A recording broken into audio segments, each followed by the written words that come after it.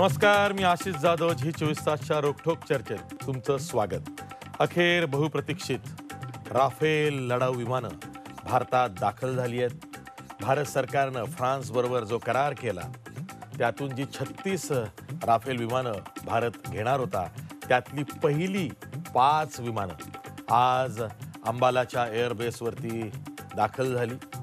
जंगी स्वागत झालं. संपूर्ण देशानं उत्स्फूर्तपणे राफेल विमानांचं स्वागत केलेलं आहे. ही राफेलची 5 विमानं अशा वेळी नेमकी दाखल झालेली आहेत जेव्हा भारत चीन तणाव आहे. राफेलच्या सज्जतेमुळे भारताची संरक्षण सज्जता आणखी वाढवावी का, ती अद्ययावत करावी का, एवढंच नाही तर भारताचा संरक्षण खर्च वाढवावा का. कारण आतापर्यंत आपण पाकिस्तानचा विचार करत असू पण आता चीनचा सुद्धा विचार करावा लागतोय. कारण चीनला भारताची सर्वाधिक सीमा ही लागून आहे. अशा वेळी चीन जी आगळीक करत आहे, वेळोवेळी उल्लंघन करत आहे सीमारेषेचं, अशा वेळी भारताची संरक्षण सज्जता ही आणखी वाढवली पाहिजे. त्यासाठी अर्थसंकल्पीय तरतूद सुद्धा वाढवली पाहिजे. यावरती आता हळूहळू अनेकांचं एकमत होत आहे. ज्या पद्धतीनं आज राफेलची 5 विमानं भारतात दाखल झालेली आहे, एक प्रकारचा कडा मेसेज, कठोर मेसेज हा शत्रू राष्ट्रांनाही गेला असेल की भारताचं सामरिक सामर्थ्य, त्याचबरोबर हवाई सामर्थ्य आणि लष्करी सामर्थ्य वाढवत आहे. त्यासाठी भारत सुद्धा आता कसून प्रयत्न करत आहे. त्यावरच आज आपल्याला चर्चा करायची आहे.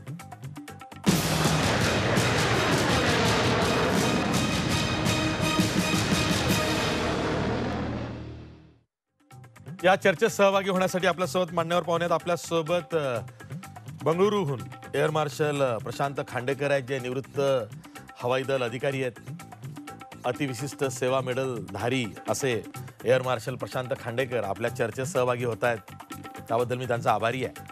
त्याचबरोबर आपल्यासोबत परराष्ट्र धोरण तज्ज्ञ डॉक्टर शैलेंद्र देवळानकर सुद्धा आहेत. याशिवाय आपल्यासोबत भाजपचे प्रवक्ते ॲडव्होकेट विश्वास पाठक आहेत. त्यांचं आवर्जून अभिनंदन यासाठी की अलीकडेच प्रदेश भाजपचं जे मीडिया सेल नव्यानं गठीत झालेलं आहे त्याचे ते अध्यक्ष झालेले आहेत. मीडिया प्रमुख म्हणून आता ते भाजपमध्ये काम करतायत. त्यामुळे त्यांचं अभिनंदन आणि स्वागत. तसंच आपल्यासोबत काँग्रेसचे आक्रमक प्रवक्ते, अभ्यासू प्रवक्ते सचिन सावंत आहेत. विषय कुठलाही असो, सचिन सावंत यांची शैली आता महाराष्ट्राला परिचित झालेली आहे. की मुद्देसूद बोलणं, विषयाला धरून बोलणं आणि काँग्रेसला जशा प्रवक्त्यांची सध्या गरज आहे ती कमी भरून काढण्याचा एक त्यांचा प्रयत्न असतो. त्यांचंही स्वागत. मी चर्चेला सुरुवात करतोय ती एअर मार्शल प्रशांत खांडेकर यांच्यापासून. सर, जेव्हा आपण जिथे काम केलेलं आहे त्या वायुदलामध्ये राफेल सारखी अद्ययावत लढाऊ विमानं दाखल होत आहेत, अशा वेळी दाखल होत आहे जेव्हा मिग असेल, सुखोई असेल, मिराज असेल, अशा विमानांची आपण देखभाल केलेली आहे आणि त्यानंतर आपण निवृत्त झाल्यानंतर राफेल दाखल होत आहे. एक उत्सुकता आहे, त्याचबरोबर अभिमान आहे. हो, आता पहिली गोष्ट म्हणजे कोविड ते लडाख ते राफेल याच्यावरती जेवढे सगळे मीडिया आणि दर्शक तज्ज्ञ आहेत त्यांना सगळ्यांना माझा नमस्कार. कारण आजकाल इंटरनेटच्या जमान्यामध्ये सगळ्यांना इतकी माहिती असते की सर्वच तज्ज्ञ असतात. आणि राफेल विमान जे आजच अंबाल्याला आलं तर मला फार आनंद झाला आहे. कारण माझी पहिली जी बदली झाली होती एअरफोर्स टेक्निकल कॉलेजमधनं ट्रेनिंग संपल्यावर, ती माझी अंबाल्याला झाली होती. आणि तेव्हा जॅग्वार विमानं आली होती 1979-80 मध्ये. आणि त्याच्या पृष्ठभागावर आज जेव्हा अंबाल्यालाच परत राफेल विमानं आली आहेत तर ह्यानी मला आनंद माझा द्विगुणित झाला. आणि ह्याच्यामध्ये असं आहे की आपल्याला विमानाची जरूर होती येई आणि 2004-05 पासनं हे प्रकार चालू होता. आणि आपल्याला म्हणजे खरं वाईट वाटायला पाहिजे की आणीबाणीच्या परिस्थिती असावी अशा प्रकारे आपण 2015 मध्ये आपण ही 36 विमानं घ्यायचा आपले प्रधानमंत्री फ्रान्समध्ये जाऊन त्यांनी हे मेमोरँडम ऑफ अंडरस्टँडिंग केलं. पण 5 वर्ष लागली आपल्याला ही विमानं मिळायला. जेव्हा आपण म्हणतो की आणीबाणीची स्थिती आहे किंवा परिस्थिती, तर त्या बॅकड्रॉपवर मला वाटतं की आपल्याला काहीतरी करायला पाहिजे. प्रोसिजरमध्ये किंवा आपले जे प्रणाली आहे त्यामध्ये फरक आणायला पाहिजे, जास्त विमानं लवकर मिळण्याकरता. आहे. सर एक दुसरा प्रश्न हाही आहे, की ज्या पद्धतीनं आज ऑप्टिक उभं केलं गेलं, की पॅरिसवरनं ही विमानं निघाली, 7,000 किलोमीटरचं अंतर कापून ती भारतात अंबाल्यात दाखल झाली. वाटेत डेल्टा 6 या नौदलाच्या लढाऊ जहाजानं या विमानांचं स्वागत केलं. एकमेकांशी संवादाची देवाणघेवाण केली. त्यांचं स्वागत करताना तेही असं म्हणाले, की yes we are landing, happy hunting आणि चांगलं वातावरण असू दे. आणि त्यानंतर ते लँड झाले. सर्व काही थेट लाईव्ह टेलिकास्ट संपूर्ण देशानं बघितलेलं आहे. इतक्या मोठ्या प्रमाणात अशा पद्धतीनं ऑप्टिक उभं करत स्वागत जेव्हा एखाद्या लढाऊ विमानाचं होतं, तेव्हा साहजिकच मनोबल खूप हवाई दलाचं वाढतं, की आपल्याही कामाकडं देश लक्ष ठेवून आहे. आपण काय करतो, आपली सज्जता कशी आहे, देश ती जाणण्यास उत्सुक आहे. या संबंध या बाबींनी ऊर भरून येतो. हो, म्हणजे काय आहे, एक तर हे जे आपण केलंय, पहिल्यांदा हे केलंय, की 5 विमानं आपण 7,000 किलोमीटर आणून UAE मध्ये लँड करून दुसऱ्या दिवशी इथे आले. याने काय झालं, की आपल्या पायलट सुद्धा वॉर प्रिपेअर्ड आहेत आता. म्हणजे काय आहे, की इतकी कारण ट्रेनिंग खूप लागतं याच्याकरता कोणत्याही युद्ध परिस्थितीमध्ये भाग घ्यायला. आणि हे जे 7,000 किलोमीटर आपले पायलट्सनी चालवलं, त्यांनी त्यांचं पूर्ण टेस्ट प्रकारे परीक्षा झाली, की जेव्हा त्यांना खरंच काही युद्धासारख्या परिस्थितीत जावं लागेल, तर ते आपल्या दृष्टीने तयार आहे. आणि दुसरी गोष्ट अशी आहे, की सध्या ही जी 5 विमानं आहे, तर ती आपण खरं काय असतं, की जेव्हा आपण शस्त्र विकत घेतो, तर त्याचं इंटिग्रेशन करावं लागतं. पण हं. आपण काय केलंय, की आपण फ्रान्सकडनंच त्यांचेच शस्त्र घेतल्यामुळे आपल्याला त्या इंटिग्रेशनमध्ये काही वेळ जाणार नाही आणि 6-7 दिवसात आपली विमानं युद्ध करता सज्ज होतील आहे. आणि हे फारच चांगली गोष्ट आहे. कारण जेव्हा तुम्ही दुसरे कोणचे शस्त्र दुसऱ्या विमानावर जेव्हा आपण प्रयत्न करतो लावायचा, तेव्हा त्याच्यामध्ये बरेच सारे प्रशिक्षण टेस्टिंग करावं लागतं.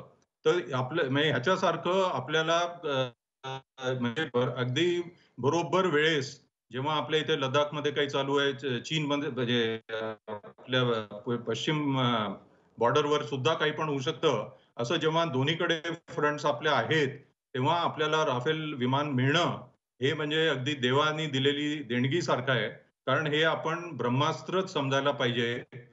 आणि जसं आपलं हे वाढेल आहे आपलं डिस्कशन, तेव्हा हा पॉइंट मी आणि ठीक आहे, पुढे ठीक आहे, बोलेन. ठीक आहे. मी खंडेकर सर तुमच्याकडे येतोय, कारण तुम्ही मेंटेनन्समध्ये काम केलेलं आहे. तुम्हाला भारताची एकूणच हवाई सज्जता खूप जवळून पाहण्याचा आणि तिचा देखभाल करण्याचा अनुभव आहे. मला तुम्हाला त्याही प्रश्नांवरती विचारायचं आहे, की खरंच जेव्हा मिग सुखोईच्या अपघाताच्या बातम्या आम्ही ऐकायचो, तेव्हा भारतात अद्ययावत जग्वारसारखी विमानं आणखी हवी आहेत, असं भारतीय म्हणून आम्हालाही वाटायचं. आणि त्यात आता ही 5 राफेल आलेली आहेत 36 पैकी, उरलेली सुद्धा येतील. पण हा जो विषय आहे एकूणच राफेलचा, याला वेगवेगळे कंगोरे आहेत. मी जातोय ॲडव्होकेट विश्वास पाठक यांच्याकडे. भाजपचे प्रवक्ते आहेत, भाजपच्या मीडिया सेलचे प्रमुख झालेले आहेत. विश्वास पाठक, तोच प्रश्न काल एका मुलाखतीमध्ये राष्ट्रवादी काँग्रेसचे अध्यक्ष आणि माजी संरक्षण मंत्री शरद पवार असं म्हणाले, की 5 राफेल येत आहेत ठीक आहे, पण यामुळं चीनची चिंता वाढेल असं काही नाही. त्यांच्याकडं अशीच लढाऊ विमानं 1100 आहेत. त्यांनी ते त्यांचं वक्तव्य केलं. May be he is very practical. त्यांनी ते केलं असेल, पण तरीसुद्धा या 5 विमानांनी का होईना भारताची हवाई सज्जता ही वाढलेली आहे. राफेल सज्ज आहे. याचा नेमका अर्थ काय काढताय? शरद पवारांनी जे म्हटलं ते माझ्या दृष्टीने पार्शली बरोबर आहे. कारण चीनकडे जे सध्याचं त्यांच्याकडे आरमार आहे त्याच्यापैकी J-10, J-11, J-16, J-20 अशा प्रकारचे विमान आहे त्याच्यानंतर Su-35 देखील त्यांच्याकडे आहे. त्यातलं हे जे J-20 आहे हे फक्त आपल्या राफेलपेक्षा जास्त ॲडव्हान्स जनरेशनचं आहे. राफेल हे 4.5 जनरेशनचं आहे, तर J-20 हे 5th जनरेशनचं आहे. ते जरी असलं तरी शरद पवार साहेबांना मी आश्वस्त करू इच्छितो की जेव्हा मॅन मशीन कोऑर्डिनेशन असतं, खांडेकर साहेब जास्त चांगलं सांगू शकतील, मॅन मशीन कोऑर्डिनेशनमध्ये भारताचे पायलट इतके चांगले आहेत की त्याचा रेशो जगामध्ये असा म्हणतात की एक मशीन आणि एक पायलट जर भारताचा असेल तर त्याच मशीनवर दुसऱ्या देशाचा पायलट आणि तेच जर मशीन असेल तर आपला एक हा दुसऱ्यांच्या 2च्या बरोबर असतो. त्यामुळे आपला स्किल जो आहे हा जबरदस्त स्किल आहे. पण त्याहीपेक्षा मला शरद पवारांना हे सांगावं लागेल की 1987 नंतर आपण मिग नंतर कोणची विमानं आणले नाही, 2002 नंतर मिराज नंतर आपण काही केलं नाही, आणि राफेल करत 2014पर्यंत आपण फक्त झोपा काढल्या. खांडेकर साहेबांनी बरोबर म्हटलं, आज चीन ड्रॅगन ज्या प्रकारे डोळे वटारतोय, खरोखरच युद्ध झालं आणि आपलं जर राफेल नसतं तर आपल्या यंत्रणेवर किती तणाव पडला असता हे देखील लक्षात घ्यायला हवं. आज आपल्याकडे 5 जे राफेल आले आहे, मी एक करेक्ट करू इच्छितो की 6वं राफेल आपल्याकडे 6 महिन्यापूर्वी आधीच आलेलं आहे. आणि मला सांगताना आनंद होतो आहे की आपले एक एअर मार्शल चौधरी जे आता वेस्टर्न कमांडचे इंचार्ज आहेत, त्यांची ड्युटी खास तिकडे तैनात केलेली आहे दिल्लीहून. त्यांनी ते राफेल विमान आणलेलं आहे. त्यामुळे आपल्याकडचं ट्रेनिंग हे पूर्णपणे तयार आहे, सज्ज आहे. Air to air, air to ground किंवा अनेक प्रकारचे जे काही अँटी मिसाईल हे असतं, डिटेक्शन असतं, अशा सगळ्या गोष्टींनी सुसज्ज हे राफेल विमान आहे. मला असं वाटतं की राफेलमुळे आपली यंत्रणा नक्कीच अजून उत्साहित झाली असेल. आणि काय असतं की वायुदलाचा मुख्य ॲडव्हान्टेज हा असतो की वायुदलाचं मनोबल जर स्ट्रॉंग असलं, वायुदल जर स्ट्रॉंग असलं तर मग नौदल आणि आपलं नेव्ही आणि मिलिटरी यांचं देखील मनोबल वाढलेलं असतं. मला असं वाटतं की ही एक तर फक्त सुरुवात आहे. अजून आपल्याकडे 30 विमानं राफेलचे हे पुढच्या 12मध्ये येणार आहे, जेव्हा 2 स्क्वॉड्रन आपल्याकडे मोठ्या प्रमाणात तयार होतील. मला असं वाटतं की आपल्या कम्पॅटेबिलिटी आणि आपली जे कॉम्पिटिशनची क्षमता आहे ही जगामध्ये तोडीची असेल. ठीक आहे. सचिन सावंत सुद्धा आहेत आपल्यासोबत, काँग्रेसचे प्रवक्ते आहेत. सचिन सावंत, राफेलचा एक काँग्रेसचा एक अँगल आहे की राफेलची चौकशी व्हावी, या खरेदी व्यवहाराची चौकशी व्हावी. राफेल ज्या पद्धतीने येत आहे त्यावरती न्यायालयीन प्रक्रियेतून जाऊन येत आहे, म्हणजे राफेल सहजासहजी दाखल होत नाही आहे. त्यामध्ये बराच काळ गेलेला आहे. पण त्या बाबी आज आपण थोड्याशा बाजूला ठेवूया.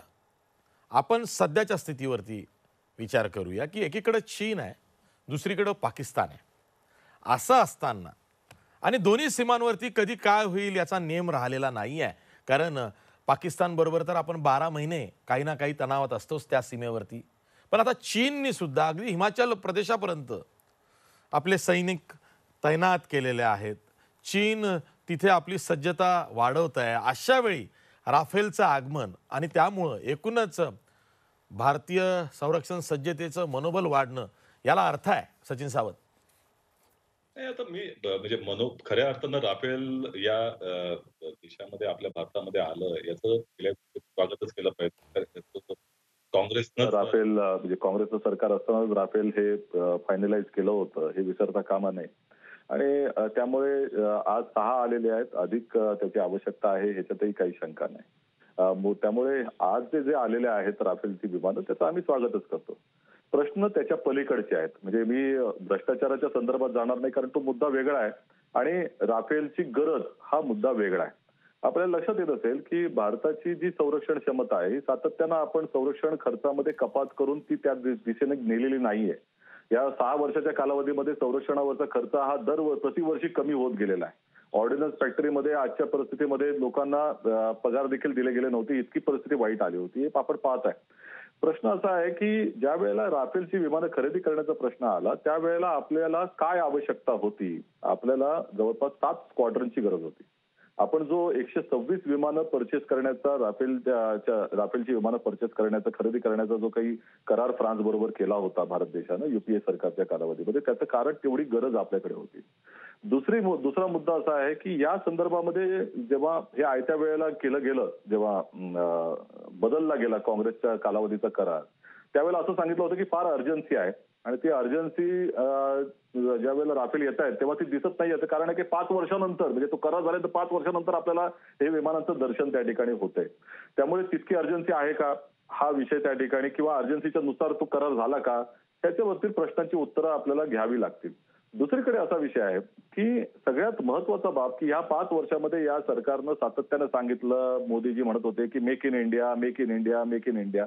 आज जेव्हा 5 राफेल विमानांना एस्कॉर्ट केलं गेलं, त्यामध्ये खऱ्या अर्थानं ते चित्र तुम्ही दाखवलं असाल की मेक इन इंडिया म्हणजे युपीएच्या काँग्रेसच्या कालावधीमधील मेक इन इंडियानं मेड इन फ्रान्सला एस्कॉर्ट केलं. तुम्ही हे लक्षात घ्या. कारण 2 सुखोई विमानं त्या ठिकाणी होती जी त्यांना एस्कॉर्ट करत होती आणि जी या देशामध्ये बनलेली विमानं आहेत. आजच्या परिस्थितीमध्ये मेक इन इंडियामध्ये हे त्या ठिकाणी जाते का? काँग्रेसच्या कालावधीमधला जो करार होता त्याच्यामध्ये असा होता की 126 विमानामधली 18 विमानं ही डायरेक्ट येतील, डायरेक्ट टू परचेस असतील आणि 108 विमानं ही भारतात बनली जाणार होती. आणि ती 108 विमानं कशी बनली जाणार होती? कारण त्याच्याबरोबर तंत्रज्ञान भारतीयांना मिळालं असतं, भारताला तंत्रज्ञान मिळालं असतं. आपले वेळोवेळी जे करार झाले आहेत विमानं घेण्याचे किंवा सुखोई असेल, आज आपलं सुखोई आपण सुखोई 30 जे रशियन विमान आहे ते आपण बनवतो आपल्या एचएल मध्ये. लक्षात घ्या ते कसं शक्य झालं? कारण आपल्याला तंत्रज्ञान आपल्याला मिळालं आणि त्या तंत्रज्ञानानुसार निरंतर आपण त्याच्यामध्ये बदल करू शकतो. आज तेजस विमानं आपल्या बनावटीची आहेत जी आपण त्या ठिकाणी बनवत आहोत. दुसरीकडे मिराज विमानं असतील 2000 असेल त्याच्यामध्ये अपग्रेडेशन हे आपण केलेलं आहे. मिराज पण बनले. मिग 21 मध्ये अपग्रेडेशन हे भारतामध्ये झालंय, तिकडे पाठवलं गेलं नव्हतं. लक्षात घ्या. त्यामुळे ह्या विमानांच्या मध्ये तंत्रज्ञान अतिशय महत्वाचा विषय असतो. आज आपण 6 आणले. मला आपले अगोदरचे जे पर्रिकर संरक्षण मंत्री होते त्यांनी विमानं खरेदीच्या वेळेला सांगितलं होतं की आपल्याला 126 ची गरज नाहीये, आपल्याला 36 ने आपली गरज भागू शकेल. म्हणजे 7 स्क्वॉड्रनची गरज नाही, 2 स्क्वॉड्रनमध्ये होऊ शकेल. आजच्या परिस्थितीमध्ये जेव्हा चीनचं संकट आलं त्यावेळेला अर्जंट परचेस म्हणून आपण मिग 29 ची आणि त्या ठिकाणी सुखोई 30 अशी 33 विमानं खरेदी करण्याचा तातडीने करार केलेला आहे. याचा अर्थ आपली जी 126 विमानांची गरज होती 7 स्क्वॉड्रनची ती गरज राफेलनं पूर्ण केली नाही. आपण अर्जंट परचेस दाखवला फक्त 36चा 2 स्क्वॉड्रनचा. बाकीची गरज जी आहे ती आपण आता अर्जंट परचेसमध्ये रशियामधनं घेतो आहोत त्या ठिकाणी. मग हे का होत आहे? मग ह्याचा प्रश्न विचारायला नको का? तुम्ही एकेका ठिकाणी जे चित्र बदलून सांगता लोकांना ते लोकांची फसवणूक आहे. म्हणजे तो प्रश्न राहणार आहे. वस्तुतः या राफेलच्या विमानामुळे संपूर्ण गरज भागणार नाहीये, परंतु जे आले ते झाले, जे आहे दुरुस्त आहे, आपण त्या दिशेनं चाललोय तेवढं निश्चित आहे. 126 विमानांचं काय करणार आहात? उरलेल्या 90 विमानांचं याचं उत्तर भाजपने दिलं पाहिजे. ठीक आहे. ॲडव्होकेट विश्वास पाठक, बघा कितीही ओढून ताणून आपण विषय बाजूला ठेवू म्हटलं तरी तो राहत नाही. कारण शेवटी प्रश्न राफेलचा आहे ज्यावरती एक निवडणूक गाजली आहे. त्यांनी विषय फिरून फारून तिथे आणलेला आहे. हाच प्रश्न आहे. जर का 126 ऐवजी 36 येत असतील, त्यातले 6 आता दाखल झाले असतील, एक आधी आणि आज 5, तर उरलेले 30 येणार आहेत. पण मग 126 ची गरज होतीच. ते आपण आता इतर जी विमानं आपण दुसरीकडनं रशियाकडनं घेतो आहोत त्यात ते दिसतंय.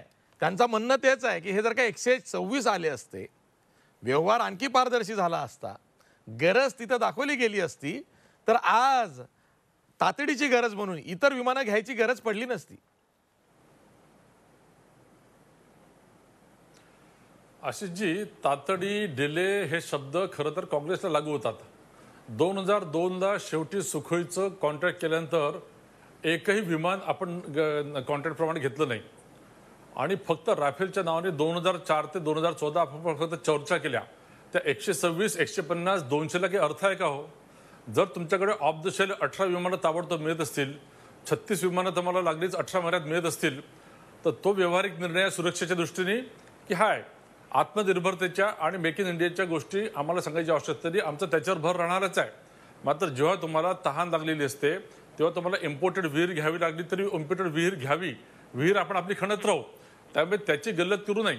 आणि मला असं वाटतं 126 किंवा 118 हा जो काही आहे हे खांडेकर साहेब जास्त चांगलं सांगतील. मला असं वाटतं की 36 म्हणजे 2 स्क्वॉड्रन आल्यावर देखील इतर आपली जी कॅपेबिलिटी आहे त्यांनी आपली सध्याची इमिजिएट गरज भासणार आहे. त्याच्यानंतर 100 लागतील तर आपण 100-150 देखील करणार आहे. दुसरं मी करेक्ट करू इच्छितो, जे खांडेकर साहेब त्याला एंडोर्स करतील की HALच्या माध्यमातून जे आपण जेव्हा करणार होतो करार 126चा, तेव्हा डसॉल्टच त्याचं मॅन्युफॅक्चरिंग करणार होतो. HAL मध्ये फक्त पार्ट्स तयार होणार होते, ऑफसेटचा क्रॉस त्याच्यामध्ये होता, मॅन्युफॅक्चरिंग डसॉल्टच करणार होतं. हे खांडेकर साहेब आपल्याला सांगतील. नाही, पहिली गोष्ट आशिषजी, पहिली गोष्ट लक्षात घ्या, काँग्रेसच्या कालावधीमध्ये जो करार झाला होता त्याच्यामध्ये 18 विमानं तयार होऊन येणार होती. त्यामुळे जी तातडीची गरज जी आहे अजूनही यांनी भागवलेली नाही. 36 विमानं म्हणतायत, त्याला अजून 5 वर्ष लागणार आहेत, त्याला अजून वेळ लागणार आहे. लक्षात घ्या. त्यामुळे 18 विमानं त्या ठिकाणी येणार होती आणि आपल्याला जे तंत्रज्ञान मिळालं असतं त्याच्यामुळे नुसतं त्या ठिकाणी आज राफेलवरती काम करून आपल्या तंत्रज्ञानावर आपला विश्वास ठेवला असता तर पुढच्या कालावधीमध्ये राफेलपेक्षाही अद्ययावत विमानं त्या ठिकाणी बनवली गेली असती.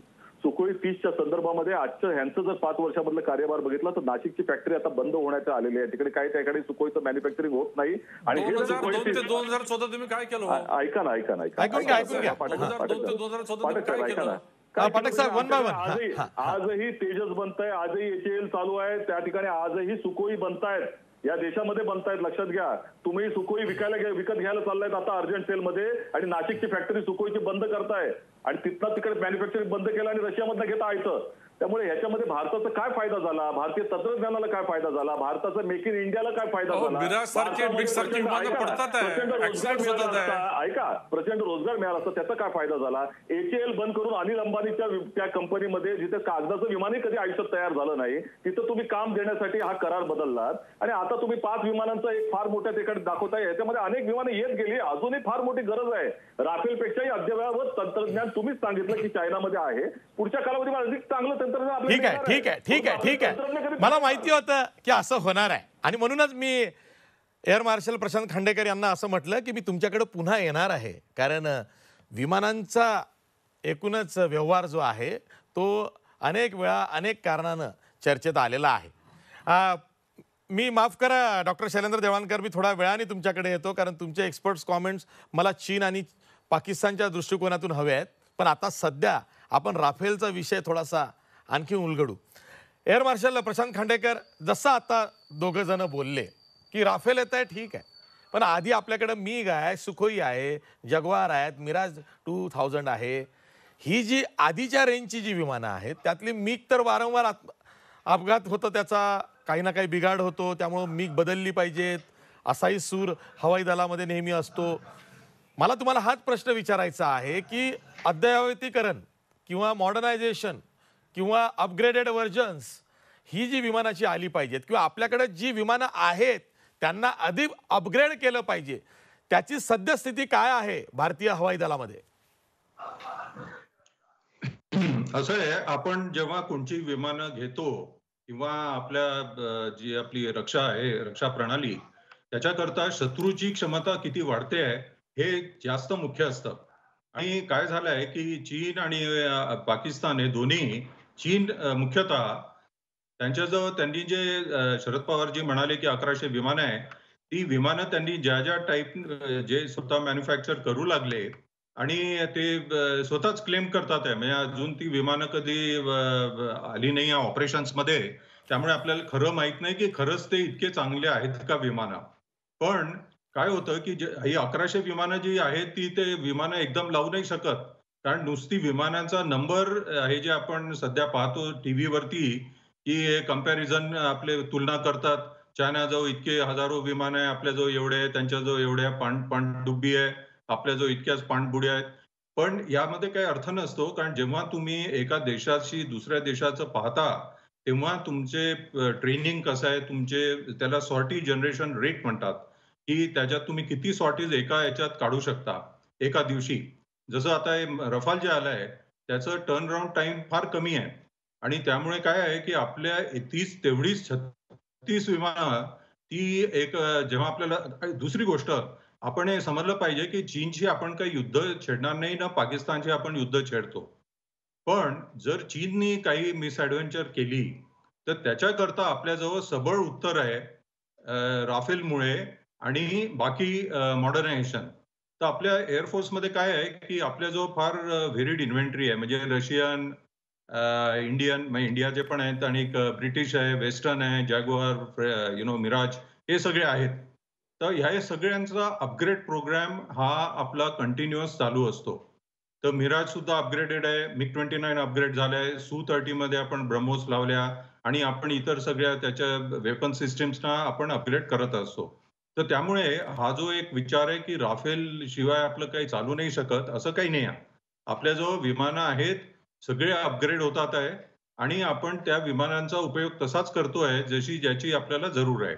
आणि शांतीमध्ये आपण इतक्या सगळ्या एक्सरसाइजेस करतो की त्याच्यामुळे आपले पायलट, मेंटेनन्स आणि लॉजिस्टिक्स हे सगळेजण तयार असतात केव्हाही आपल्याला जरूर पडेल तेव्हाची. आणि एअरफोर्सचा फायदा आर्मी आणि नेव्हीपेक्षा हा आहे की फ्लेक्सिबिलिटी. तुम्ही कुठूनही, कुठेही, केव्हाही शॉर्ट नोटीसवर कुठेही जाऊ शकता आणि रफालची जी वेपन्स आहेत, जे आपल्याला आयुध आपल्याला मिळाले आहेत, त्याच्याबरोबर शस्त्र आणि अस्त्र आहे आपलं विमान.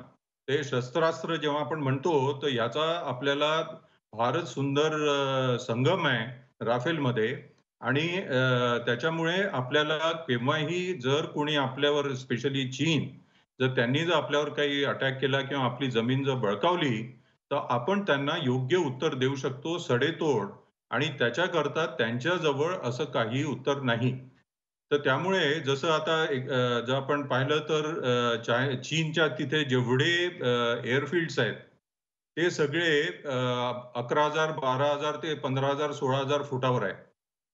त्यामुळे त्यांची विमानं जी आहेत, एक तर ती विमानं खूप जुनी आहे. तर ते 1100 जी विमानं दिसतात नंबर, तो दाखवायला आहे. त्यांच्याजवळ J-20चं एक स्क्वॉड्रन किंवा अराउंड 20-25 विमानं आहेत. त्यांचा खरा फोर्स तोच आहे. पण हा फोर्स कधीच ऑपरेट झाला नाही आहे. आपलं राफेल विमान जे आहे ते अफगाणिस्तान, लिबिया, माली, इराक आणि सगळीकडे हे सीरिया इथे ॲक्चुअली ऑपरेशन झालेले आहेत. त्यामुळे हा जो राफेल विमान आहे, हे एक प्रूव्हन प्रॉडक्ट आहे. तर त्यामुळे आपल्याला ह्याची चिंता नाही, की हे विमान कसं करेल, त्याच्यात किती चुका होतील, पायलट्सना काय बरोबर येईल का? वगैरे, वगैरे. तर त्यामुळे हा मॉडर्नायझेशन आपला जो प्रोग्राम आहे, ज्याचा तुम्ही प्रश्न विचारला होता, तर आपलं मॉडर्नायझेशन हे कंटिन्युअस प्रोसेस असतो आणि विमानाचं जे हे असतं जीवन, तर त्याला एक लाईफ एक्सटेन्शन म्हणतात. कारण डिझायनर जे असतात, ते फार कमी लाईफ देतात, कारण त्यांना त्यांचं नाव ठेवायचं असतं. तर म्हणजे उदाहरणाकरता जर 20,000 जर विमान ठरवलं, 20,000 त्याचं लाईफ, तर ते देतील आपल्याला 5,000च. कारण त्याला स्कॅटर फॅक्टर म्हणतात.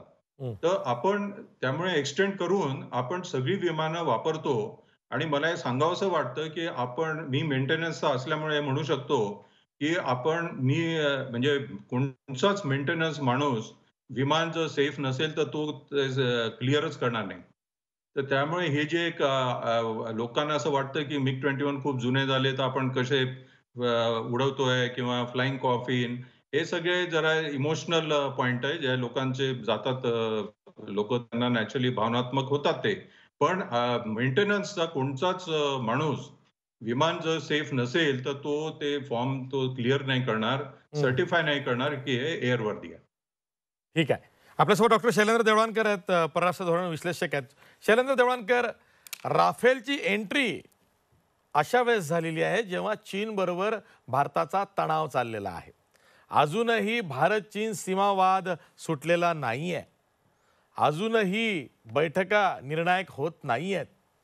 अजूनही चीन आपलं सैन्य मागे घ्यायला तयार नाही आहे. अजूनही चीन हिमाचलच्या दिशेनं पुढे पुढे सरकत आहे. अजूनही नेमकं गलवान खोऱ्यात काय झालेलं आहे याचं उत्तर, समर्पक उत्तर म्हणतोय मी, हे की जेणेकरून सर्वांचा विश्वास बसेल की काय झालं. कारण आपले जवान शहीद झालेले आहेत, त्याचं उत्तर मिळालेलं नाही. अशा वेळी राफेलची एंट्री झालेली आहे. तुम्ही एकूणच राफेलच्या निमित्तानं भारताची हवाई त्याचबरोबर सामरिक सज्जता ही आणखीन वाढवली गेली पाहिजे आणि त्यामुळं चीनला कुठंतरी एक म्हणूया ना, चीन आपल्याला सिरियसली घेईल. कारण अनेकांचं असं म्हणणं आहे की हवाई आणि सामरिक सज्जता ह्या दोन बाबी अशा आहेत ज्यामध्ये भारत अनेक राष्ट्रांसाठी उजवा ठरू शकतो. किंवा इंडियन ओशनचा जर का विचार केला तर भारताची सामरिक सज्जता ही अधिक झाली पाहिजे. नाही, नक्कीच आहे. कारण मला असं वाटतं, की राफेलचं येण्याची जी वेळ आहे, ही कोइन्सिडेंटली हा चीन बरोबरचा आपला संघर्ष हा चालू आहे. तो अजूनही रिझॉल्व्ह झालेला नाहीये. फिंगर 5 टू फिंगर 8 अजूनही चीनचं विड्रॉवलचं कोणत्याही प्रकारचे संकेत हे चीनकडनं अद्याप मिळत नाहीयेत. आणि अशा वेळेला आपण या राफेलच्या माध्यमातनं चीनला एक कडक मेसेज देतोय. आपण लक्षात घ्या, की राफेलचा जो उपयोग आहे, हा प्रत्यक्ष फील्डवरती उपयोग करण्यापेक्षा त्याचं तो आपल्यासाठी एक स्ट्रॅटेजिक रिझर्व्ह आहे. तो आपल्यासाठी एक डेटरन्सचं वेपन आहे. म्हणजे ते इतकं अत्याधुनिक विमान आहे, ज्याला ब्युटी आणि बिस्ट असं म्हटलं जातं. म्हणजे ते आकर्षक दिसायला पण आहे, परंतु त्याच्यामध्ये दैत्याची शक्ती आहे आणि ते फॅक्ट आहे, की सध्या आजच्या घडीला अमेरिकेतलं जे F-35 हे जगातलं सर्वात अत्याधुनिक अशा स्वरूपाचं विमान तेच फक्त त्याला मॅच करू शकतं. आणि आज आशिया खंडामध्ये तर तुम्हाला राफेलला मॅच करणारं सध्याच्या सगळ्या स्पेसिफिक आपण सगळ्या बघितल्या कंडिशन्स, तर तसं करणारं एकही सध्या फायटर प्लेन किंवा जेट प्लेन तुम्हाला दिसणार नाहीये. आपला हा मेसेज चीनला काय आहे, की तुम्ही ज्या प्रकारच्या कुरघोड्या आता ह्या पूर्व लडाखमध्ये करता, त्याला आम्ही अत्यंत गांभीर्याने घेतो आहोत. आणि जर आमची इच्छा आहे, की शांततेने याच्यातनं मार्ग काढण्याची, पण जर तुम्ही शांततेने मार्ग काढायला तयार नसाल आणि आमचं सार्वभौमत्व आणि आमची एकात्मता जर धोक्यात येणार असेल, तर भारत हा कोणत्या हद्दीपर्यंत जायला तयार आहे. म्हणजेच आमची युद्ध जी सज्जता आहे, ती किती कशा पद्धतीने चांगली आहे, हे दाखवण्यासाठी आपल्याला राफेलचा मोठा उपयोग होणार आहे. आता तुम्ही बघा, की राफेल बरोबर आपण केवळ राफेलच्याच बाबतीत प्रयत्न करत नव्हतो, की तो वेळेवर यावं म्हणून. तर तुम्ही 2-3 घटना ह्या काळामध्ये अशा घडलेल्या आहेत. विशेष करून आपल्याला जी S-400 ही अँटी बॅलिस्टिक मिसाईल सिस्टम जी रशियाकडनं मिळणार आहे, ती रशियाने प्रॉमिस केले, की आम्ही तुम्हाला वेळेमध्ये डिलिव्हर करू. दुसरीकडे रशियाने त्याची जी सेकंड बॅटरी त्यांना चीनला द्यायची होती, ती सेकंड बॅटरी चीनला द्यायला स्पष्टपणे नकार देऊन टाकला. आणि यासाठी चीनने असा उघडपणे आरोप केला, की याच्यामध्ये भारताचा दबाव रशियावरती होता, म्हणून रशिया आम्हाला सेकंड बॅटरी द्यायला तयार नाहीये. अर्थात याच्यामध्ये जर चीन आपल्याला एवढा मोठा समजत असेल, की आपण रशियावरती पण दबाव आणू शकतो, तो आपला राजनैतिक विजय आहे, असं आपल्याला म्हणावं लागेल. दुसरीकडे आपण अमेरिकेकडनं नुकतंच आपण प्रिडेटर बी नावाचं जे अनमॅन्ड एरियल व्हेकल आहे, ज्याला ड्रोन असं म्हणतात, आणि त्या ड्रोनमध्ये तुम्ही थ्रू त्या ड्रोन मिसाईल अटॅक पण करू शकतात. जे अमेरिका आतापर्यंत तुम्हाला द्यायला तयार नव्हता, कारण त्याला MTCR मिसाईल टेक्नॉलॉजी कंट्रोल रिजिमचे रिस्ट्रिक्शन्स होते. परंतु ते भारतासाठी अमेरिकेने रिलॅक्स केले आणि आता तुम्हाला अमेरिका प्रिडेटर बी पण द्यायला तयार आहे. म्हणजे तुम्ही हा मेसेज चीनला देत आहात, की तुमच्याकडे एका ठिकाणी तुम्हाला राफेल तुमच्याकडे येत आहेत, दुसरीकडनं S-400 तुम्हाला मिळतंय, तिसरीकडनं प्रिडेटर तुम्हाला मिळत आहेत. हे मोठे देश सगळे भारताला मदत करताय आणि आमची पूर्णपणे युद्ध सज्जता आहे. आता आपण एक मुद्दा लक्षात घेणं गरजेचं आहे, की जे आता खांडेकर साहेबांनी सांगितलं, की चीनच्या बाबतीमध्ये फार मोठा बागुलबुवा हा भारतामध्ये तयार केला गेलेला आहे. आणि हा बागुलबुवा यासाठी आहे, की जर आपण बघितलं तर चीनला जर युद्धाचा अनुभव बघितला, तर चीननी शेवटचं युद्ध हे व्हिएतनाम बरोबर 1979 ला खेळलं. 1979च्या व्हिएतनाम वॉरमध्ये चीनला जबरदस्त अपयश आलं. चीनच्या मोठ्या प्रमाणावरती सैनिक मेले. परंतु चीनची मेंटॅलिटी अशी आहे, की त्यांनी ते डिक्लेअरच नाही केलं. म्हणजे आपण असं म्हणतो, की गलवानमध्ये चीनचे किती सैन्य ठार झाले ते डिक्लेअर करत नाही. तर त्यांनी 1979च्या व्हिएतनाम वॉरमध्ये किती मेले हे पण त्यांनी डिक्लेअर केलेलं नाही. त्यामुळे 79 नंतर चीनला युद्धाचा अनुभव अजिबातच नाहीये. ज्या उलट आपलं सैन्य हे कॉन्स्टंट वॉरफेअरच्या स्टेटमध्ये आहे. कारण आपण दहशतवादाशी सातत्याने सामना करतो आहोत. आपण आपले फायटर प्लेन्स हे बालाकोट सारख्या ठिकाणी वापरलेले आहेत. त्यामुळे आपण ह्या बाबतीमध्ये या राफेलच्या माध्यमातून चीनला हा अत्यंत स्पष्ट आणि कडक मेसेज देतो आहोत, की आम्ही कोणत्याही परिस्थितीचा सामना करायला तयार आहोत. आता जेव्हा कंपॅरिझनचा विषय येतो, जरी आता पाठक साहेबांनी सांगितलं असलं, की त्यांच्याकडचं G-20 हे 5th जनरेशन आहे आणि आपलं 4.5 जनरेशन आहे, तरी देखील जे राफेलमध्ये मॉडिफिकेशन्स आपण केलेले आहे, ज्याला ओमनी रोल असं म्हणतात, ही ओमनी रोल फॅसिलिटी G-20 मध्ये नाही आहे. ओमनी रोल म्हणजे एकाच सॉर्टीमध्ये वेगवेगळ्या प्रकारच्या भूमिका पार पाडणं. मग ते टेहाळणीची भूमिका असेल, ज्याच्यामधलं रडार 360 डिग्री हे रिव्हॉल्व होतं. त्याचप्रमाणे एअर टू एअर असेल, एअर टू ग्राउंड असेल, त्याचप्रमाणे ज्या वॉरशिप्स आहेत त्यांना डिस्ट्रॉय करण्याची कॅपॅसिटी असेल, त्याचप्रमाणे त्याच्यामध्ये हॅमर सारखं जे मिसाईल आहे, जे आपण आता इमर्जन्सी पर्चेस पॉवर इन्व्होक केलेली आहे आणि आपण फ्रान्सकडनं हॅमर घेतो आहोत. आता हॅमरचा उपयोग असा आहे, की हेच हॅमर फ्रान्सनी इस्लामिक स्टेटच्या विरुद्ध 2017 मध्ये वापरलेलं होतं, ज्याच्यामध्ये प्रेसिडेंट टार्गेटिंग म्हणतात. म्हणजे याचा उपयोग केवळ तुम्हाला चीन आणि पाकिस्तानच्या विरुद्ध होईल असा नाही. टू फ्रंट वॉर जर ओपन झालं तर राफेलचा उपयोग होईल असं नाही. तर तुम्हाला याचा उपयोग पाकिस्तान मधले, विशेष करून POK मधले जे टेरर लॉन्च पॅड्स आहेत, हे टेरर लॉन्च पॅड तुम्हाला सहजपणे उद्ध्वस्त करता येण्यासारखे आहे. कारण याच्यामध्ये हॅमर सारखं आपण जेव्हा मिसाईल त्याच्यामध्ये तैनात करू, त्यावेळेला हे प्रेसिडेंट टार्गेटिंग शक्य आहे. 2017 मध्ये जेव्हा पॅरिसमध्ये चार्ली हेब्दोचा अटॅक झाला होता आणि त्याची जबाबदारी इस्लामिक स्टेटने घेतलेली होती, त्यावेळेला फ्रान्सने याच राफेल विमानांचा वापर करत आयसिसचे सिरियामधले आणि इराकमधले जे सगळे प्रशिक्षण स्थळ होते ते कमालीचे उद्ध्वस्त करून टाकले होते. त्यानंतर आयसिसचा पडता काळ सुरू झाला आणि आता आयसिसची नामशेष झालेली आहे. त्यामुळे हा जो आहे दुसरा याच्यामुळे पाकिस्तानला मोठा धडा बसलेला आहे. कारण याचा उपयोग केवळ एखाद्या इस्लामिक स्टेटच्या विरुद्ध, दहशतवादी संघटनेविरुद्ध राफेलचा वापर केला गेला नाहीये. तर तुर्कस्तानमध्ये जेव्हा लिबिया आणि तुर्कस्तानचं सिव्हिल वॉर होतं, त्यावेळेला तुर्कस्तानचे एअर बेसेस उद्ध्वस्त करण्यासाठी देखील राफेल वापरलं गेलेलं आहे. तुर्कस्तान हा पाकिस्तानचा मित्र आहे आणि पाकिस्तानला याची पूर्ण कल्पना आहे की राफेल हे कशा पद्धतीने एअर बेसेस उद्ध्वस्त करू शकतं. त्यामुळे पाकिस्तानला धडकी आहे. आणि आजच्या घडीला चीनकडे जरी G20 असलं तरी ज्या पद्धतीने पर्वतीय क्षेत्रामध्ये आपण या राफेलमध्ये जे मॉडिफिकेशन केले आहेत, फ्रीजिंग कोल्ड सिच्युएशन मध्ये लडाखच्या हे सर्व्हाइव्ह करू शकतं. त्याचप्रमाणे न्यूक्लिअर वेपन्स हे कॅरी करू शकतं. हा प्रकार आपण अनेक बाबतींमध्ये आपण उजवे आहोत. आणि अशी मी मुद्दामून तुम्हाला सांगतो की आपली प्रिपेअर्डनेस जी आहे, आपण आजही हाय अल्टिट्यूड लेवलला माउंटेनिअरिंग वरती ज्या पद्धतीला फाईट करण्यासाठी आपल्या फोर्सेस 2011 मध्ये क्रिएट केल्या गेलेल्या होत्या, जगामध्ये अशा फोर्सेस कोणीही क्रिएट केलेल्या नाहीयेत, त्या चीनकडे पण नाहीयेत. त्यामुळे जरी कन्व्हेन्शनल वॉरफेअर झालं तरी आपण चीनला मात देऊ शकू अशा प्रकारची क्षमता आजही भारताकडे आहे. परंतु आपल्याकडे चीन प्रत्येक बाबतीमध्ये मोठा या स्वरूपाचा जो बागुलबुवा तयार केला गेलेला आहे, हा बागुलबुवा बऱ्याच अर्थी आर्टिफिशियल देखील आहे. त्यामुळे हा बागुलबुवा कुठेतरी फुटण्याची वेळ ही आता लडाखमध्ये जरी वॉर ओपन झालं असतं तर कदाचित आली असती. मला असं वाटतं की आपण आपल्याला अंडर एस्टिमेट करायला हे नाही. अर्थात राफेल आलं म्हणजे प्रचंड चमत्कार घडणार आहेत आणि अशी सिच्युएशन नाहीये. जसं आपण सांगितलं की आपले यापूर्वीचे पण फायटर प्लेन्स हे अत्याधुनिक आहेत, व्यवस्थित आहेत, त्यांना मॉडिफाईड केलं गेलेलं आहे. पण याची एक डेटरन्स व्हॅल्यू आहे. आज राफेल आशिया खंडामध्ये फक्त भारताकडे आहे. आज ते चायनाकडे नाहीये, आज ते पाकिस्तानकडे नाहीये.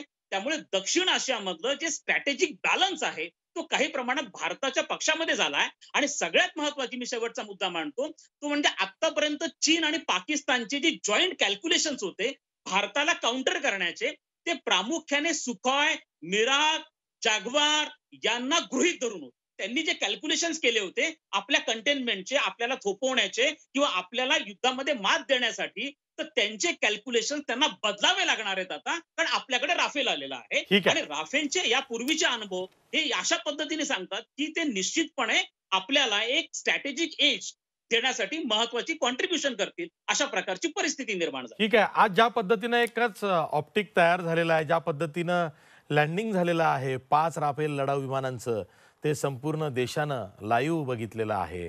आणि भारतीय म्हणून सर्वांचाच ऊर भरून आलेला आहे की आपली हवाई सज्जता, तिचं सामर्थ्य आज दिसलेलं आहे. मी एक ब्रेक घेणार आहे. ब्रेक नंतर मी सर्वांना एकच प्रश्न विचारणार आहे की जर का पाकिस्तान करता करता चीन सुद्धा आगळीक करत असेल तर मग भारत आतापर्यंत मर्यादित खर्च हा संरक्षण सज्जतेवरती करत आलेला आहे, तर भारतानं संरक्षणावरती खर्च वाढवावा का? त्यासाठीचं जे एक्सपेंडिचर आहे, खर्च आहे, तो नेमका किती वाढवावा, कशा पद्धतीनं वाढवावा? आणि जो मी प्रश्न आधीपासून करतोय की जे सामरिक सामर्थ्य भारताचं वाढवलं पाहिजे, म्हणजे काय तर जे नेव्हल सामर्थ्य जे आहे की नौकानयनाचं जे सामर्थ्य आहे, नौदलाचं जे सामर्थ्य आहे, त्यासाठी काय केलं पाहिजे, हेही प्रश्न आहेत. पुन्हा भेटूया ब्रेक नंतर.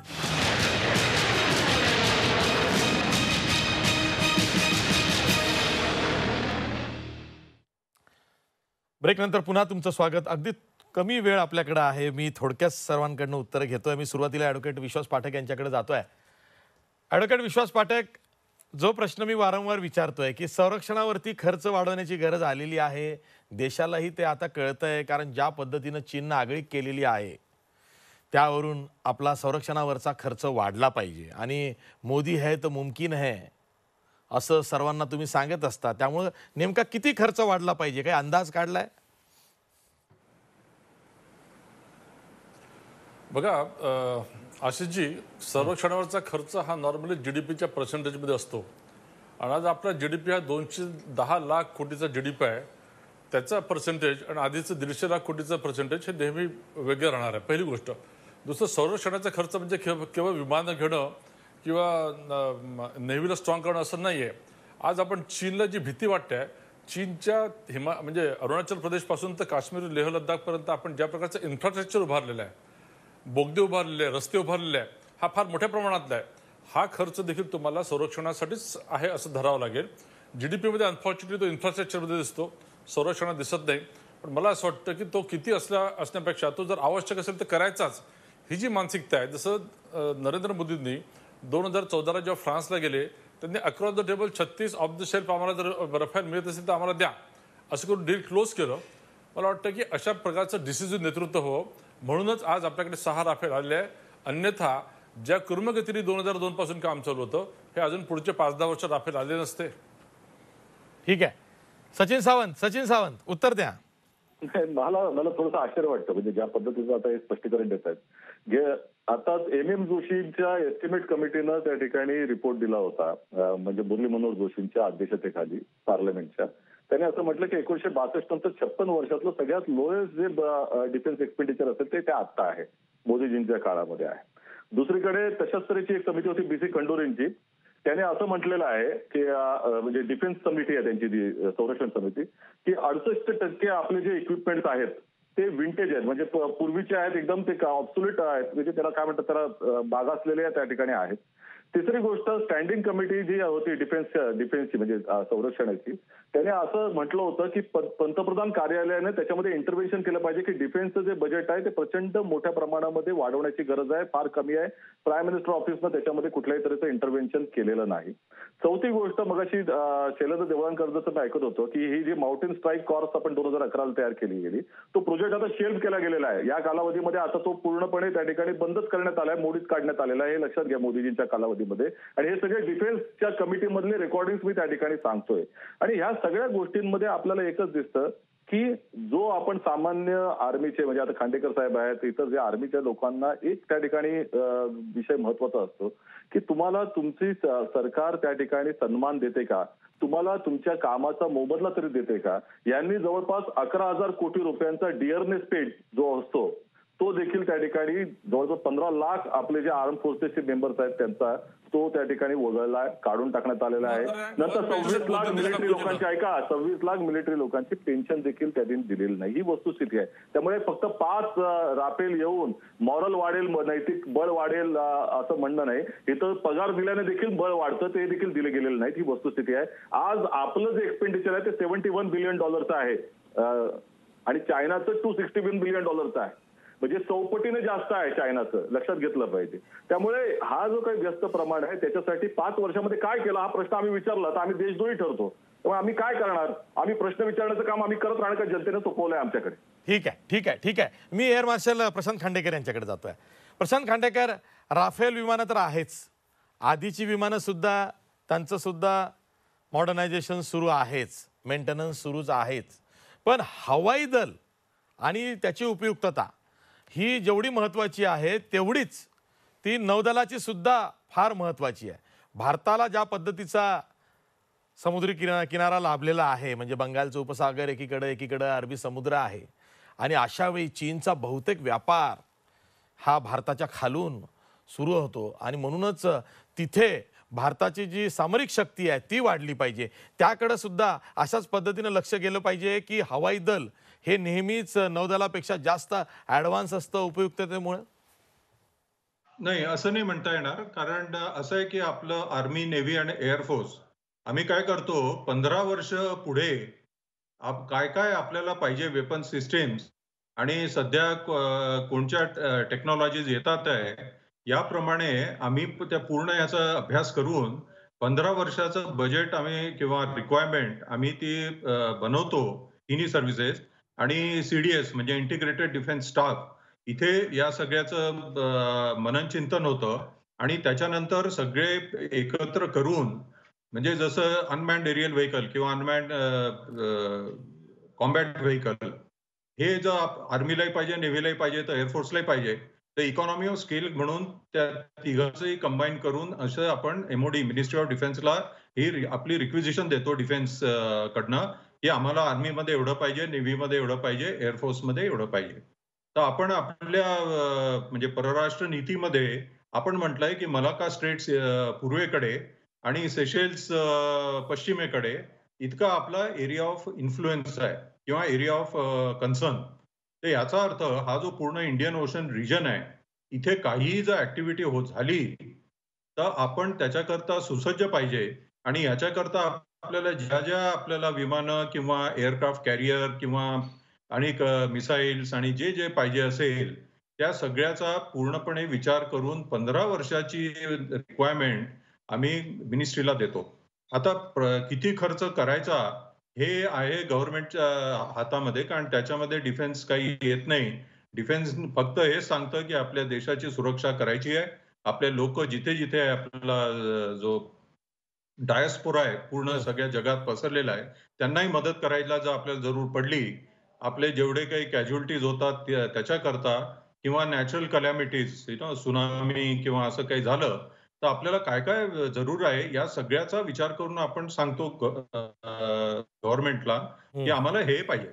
ठीक आता आहे. डॉक्टर याच्यानंतर शैलेंद्र देवळणकर, हां. शेवटी वेळ कमी आहे, अगदी थोडक्यामध्ये काही दिवसांपूर्वी US निमित्झ हे अमेरिकेचं एक अद्ययावत अशी वॉरशिप, ज्याला आपण म्हणूया की युद्ध नौका, ही भारतीय उपमहासागरामध्ये आली आणि जॉईंट कवायती म्हणजे संयुक्त कवायती भारतीय नौदलाबरोबर ती करणार आहे.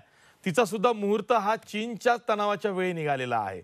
म्हणजे एकीकडं निमित्झ सारखी युद्ध नौका असेल अमेरिकेची, ती येते भारतीय नौदलाबरोबर कवायती करायला. दुसरीकडं राफेल येत आहे, जसं तुम्ही आधी सांगितलं की इतर सुद्धा काही विमानं आपण खरेदी करतोच आहोत, ते सुद्धा आता लवकरच ताफ्यात येणार आहेत.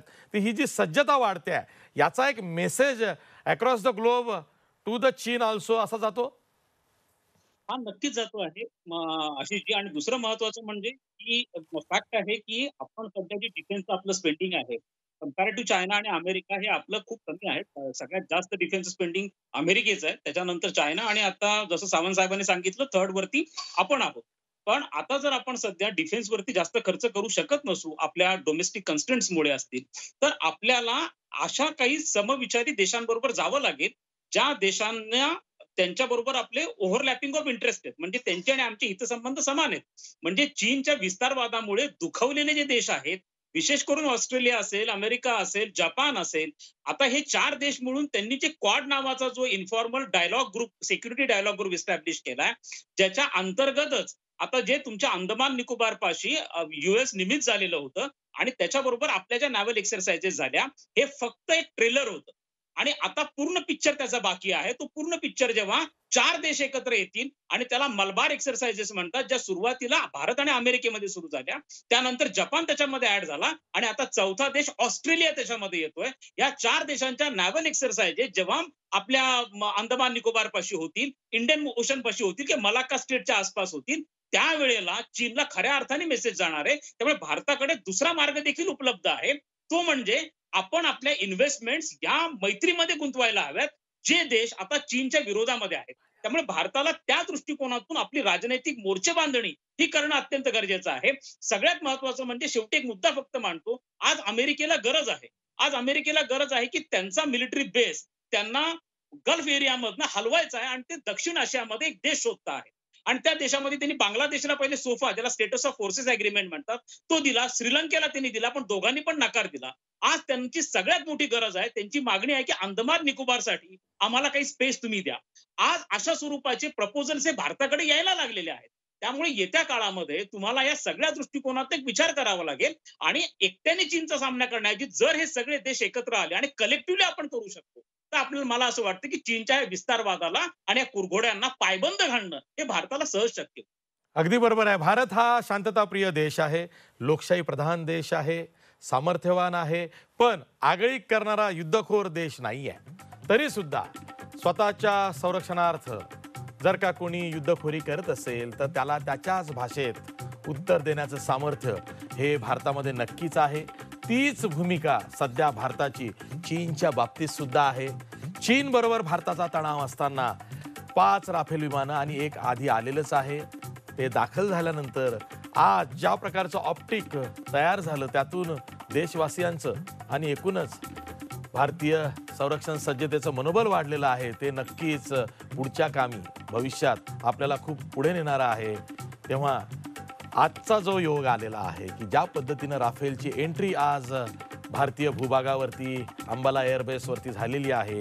एकूणच सर्वांनीच आज गर्व महसूस करावा, अभिमानानं वागावं असा हा आजचा दिवस आहे आणि म्हणूनच ही साधक बाधक चर्चा आज आपण केलेली आहे. मी तुर्तास इथंच थांबतोय. सर्व मान्यवर पाहुण्यांचे आभार मानतो. पाहत राहा झी 24 तास. रहा एक पाऊल पुढे.